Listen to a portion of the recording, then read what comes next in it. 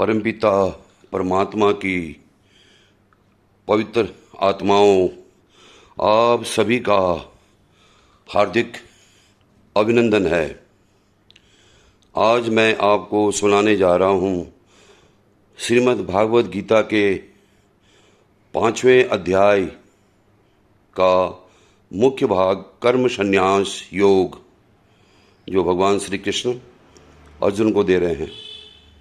उसका नाम है कर्म संन्यास योग अध्याय 5।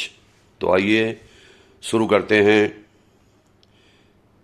कर्मयोग संन्यास योग। जय श्री कृष्णा।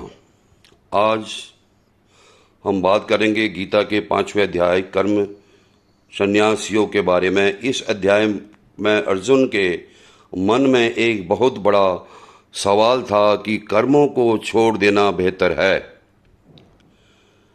या कर्म करना। भगवान श्री कृष्ण इस भ्रम को दूर करते हुए कहते हैं कि संसार के से भागना असली संन्यास नहीं है। कृष्ण भगवान अर्जुन को कहते हैं, हे अर्जुन, कि संसार से भागना असली संन्यास नहीं है। असली संन्यास तो है जब आप समाज में रहकर बिना किसी स्वार्थ के अपना फर्ज निभाते हैं। देखा, असली संन्यास की परिभाषा ये है। श्री कृष्ण हमें समझाते हैं कि कर्मों के फल की चिंता करना छोड़ दो और केवल अपने काम पर ध्यान दो। वे इसके लिए कमल के फूल का एक बहुत ही सुंदर और सटीक उदाहरण देते हैं। जैसे कमल का पत्ता पानी के भीतर रहने के बाद भी पानी से कभी गीला नहीं होता और अछूता रहता है, ठीक वैसे ही एक सच्चे इंसान को भी संसार की बुराइयों और मोह माया के बीच रहकर भी उनसे दूर रहना चाहिए। कितना अच्छा उदाहरण बताया भगवान श्री कृष्ण ने। जो व्यक्ति सुख और दुख, जीत और हार को एक समान समझता है, वही असल में ज्ञानी है। ऐसा इंसान कभी भी किसी परिस्थिति में विचलित नहीं होता और हमेशा शांत रहता है।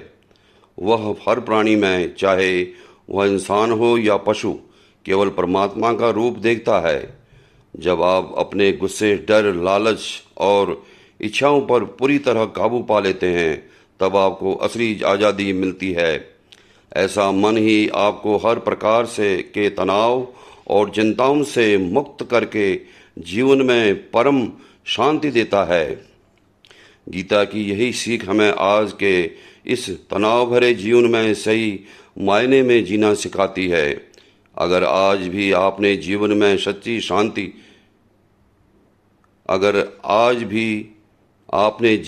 सच्ची शांति चाहते हैं तो आज से ही निष्काम भाव से कर्म करना शुरू कर दें। जय श्री कृष्ण। तो ये था दो पवित्र आत्माओं श्रीमद् भागवत के 5वें अध्याय कर्म संन्यास योग का सार, जो मैंने आपको बताया। आपने ध्यानपूर्वक सुना। आपका बहुत बहुत धन्यवाद। नमस्कार।